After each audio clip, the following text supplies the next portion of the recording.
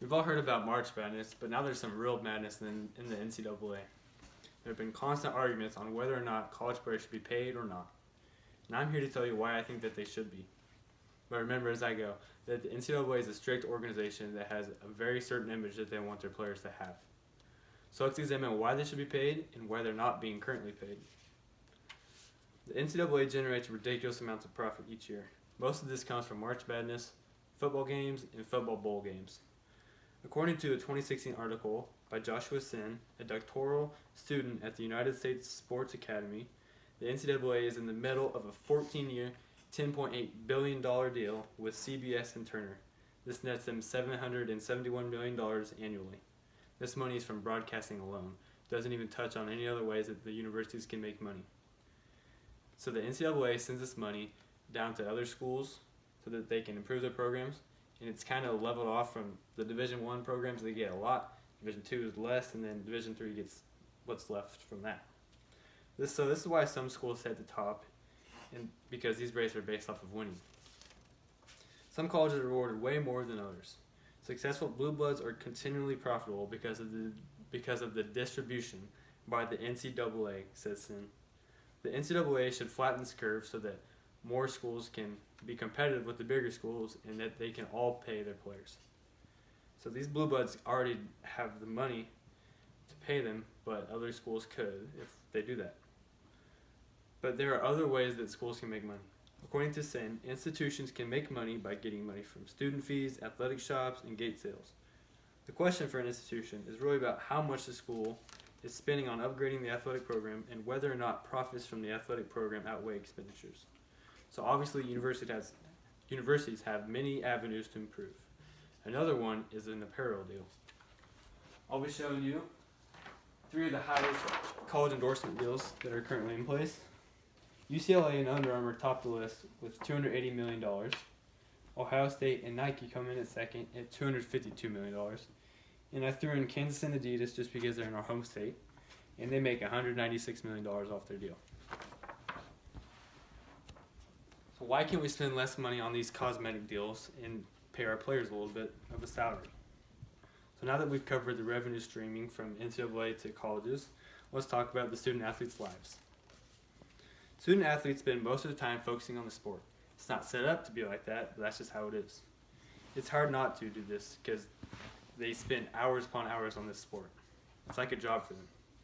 And one and dones who know that their job is going to be that sport, they drop out after the season's over and don't continue their education even through 1 year. And sometimes this education isn't even an education. According to a 2017 article by Jesse Washington, a writer for The Undefeated, quote, "Yes, athletes are too often pushed into fake classes to keep them eligible, as in the infamous North Carolina academic scandal that threatens the Tar Heels championship, or hindered from serious study by the 40 hour per week demands of their sport.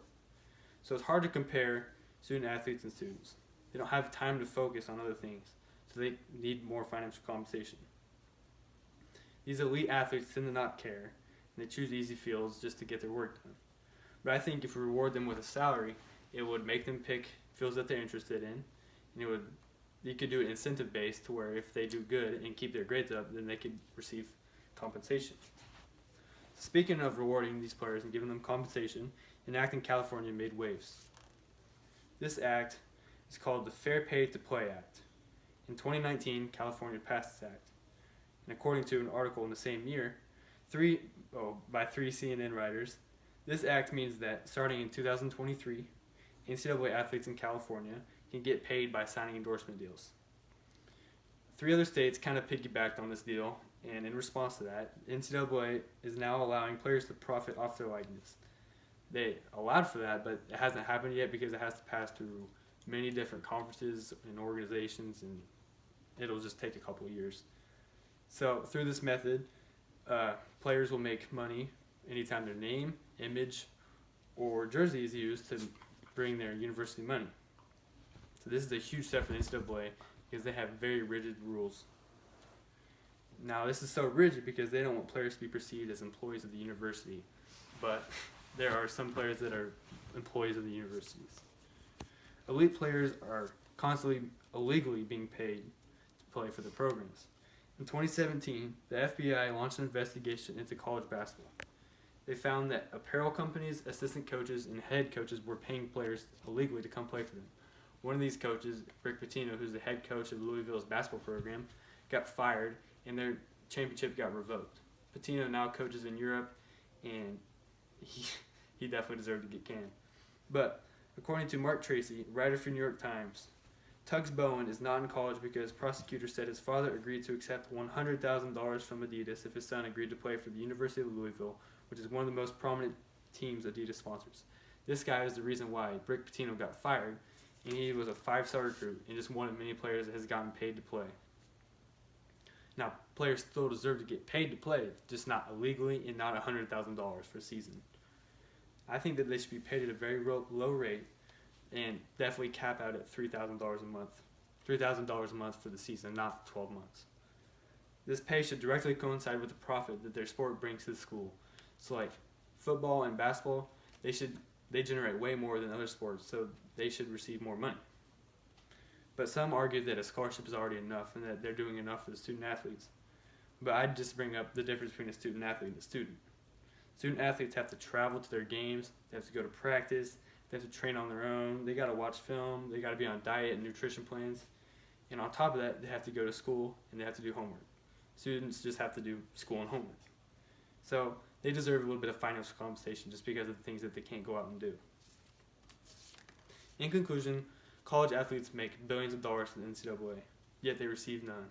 Sure, they get cool shirts and they get cool shoes, but that's not worth it. To finish, I'd like to share a poll from Abigail Hess of CNBC, who says that 38% of students said they favor and 15% said they strongly favor allowing universities to pay college athletes a salary. So over half of their peers are in support. These kids need ways to pay for their groceries. They just need money in general because they can't go out and get jobs like other students. So this will always be a controversial topic, but it's trending in a positive direction. Thank you.